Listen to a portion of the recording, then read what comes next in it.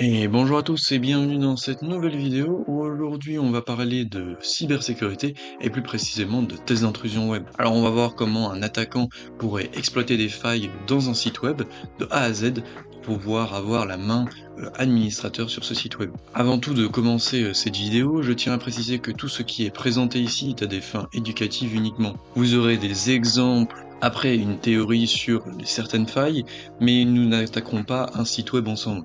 Sur ce, je vous souhaite un bon visionnage et à tout à l'heure.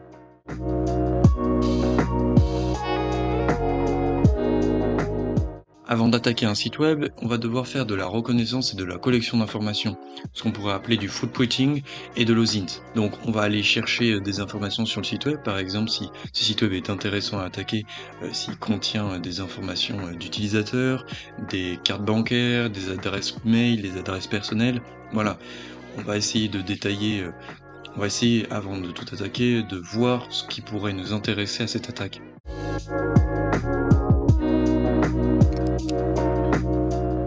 En seconde partie, nous allons scanner, enfin, vous allez scanner les vulnérabilités. Donc maintenant qu'on a récupéré des informations sur ce site, on va analyser les vulnérabilités de ce site. Donc pour ça, rien de plus simple, on va utiliser des outils de scan de port ouvert, donc par exemple Nmap, avec l'exemple suivant.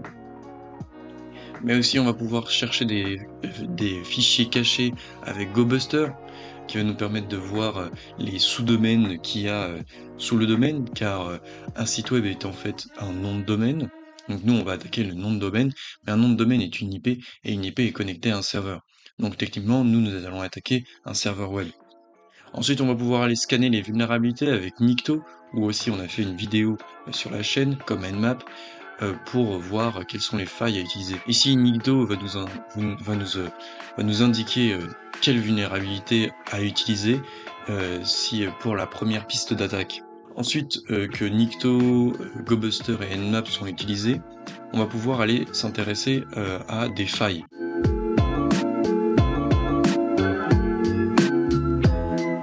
Donc pour ça, si par exemple votre site avec Nikto vous avez découvert qu'ils ont des failles SQL, on va pouvoir parler d'injection SQL. Alors déjà, qu'est-ce qu'une injection SQL? Alors une injection SQL est une vulnérabilité de sécurité qui permet à un attaquant d'exécuter des requêtes SQL malveillantes sur la base de données d'un site web mal sécurisé. Par exemple, euh, 1 or 1 égale 1, ce qui est une vérité absolue.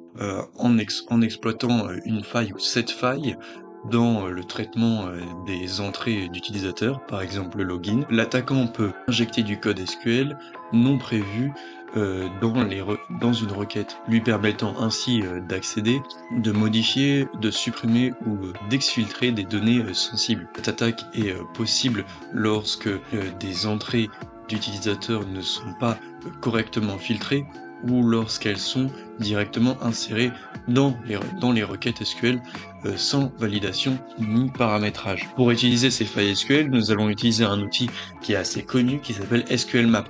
Un exemple ici.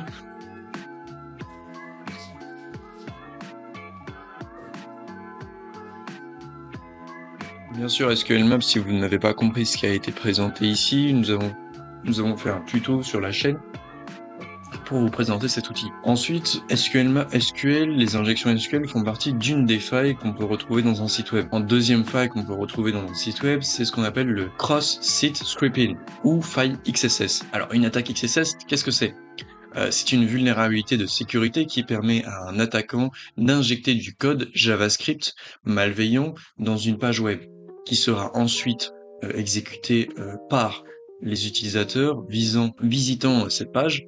L'attaque XSS vise principalement à voler des données sensibles, manipuler l'affichage du site, rediriger les utilisateurs vers des sites malveillants ou encore exploiter des sessions actives. Alors en exemple, vous allez pouvoir inscrire script alerte XSS réussi script et le résultat va vous rendre que script alerte XSS réussi script qui va vous permettre d'afficher cette page là. Comme outil très utilisé avec Kali Linux dans ce domaine, c'est l'outil XSS ER. Sur cet outil, je n'ai pas encore fait un tuto, mais si vous en voulez un, laissez-le moi en description. Ensuite, la troisième grande faille qu'on peut retrouver dans un site web, c'est brute force et les failles d'authentification.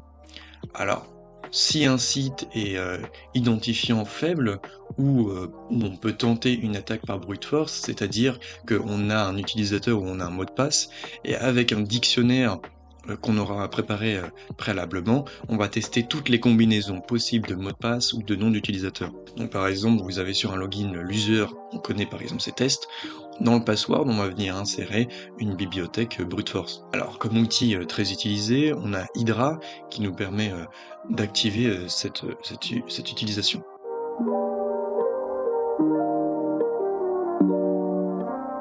Sur ce, je vous ai présenté les trois grandes failles qu'on peut retrouver sur un site web et comment manipuler ces failles. La cybersécurité est un domaine passionnant et essentiel aujourd'hui.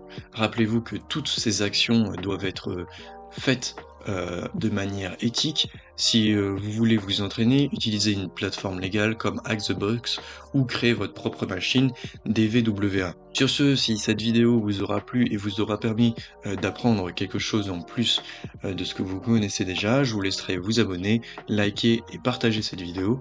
Mais si vous avez des questions à poser ou si vous voulez participer à cette communauté, je vous laisserai rejoindre le Discord qui est dans dans la biographie de la chaîne pour nous rejoindre et proposer vos idées ou vos questions. Sur ce, à la prochaine pour de nouveaux tutos.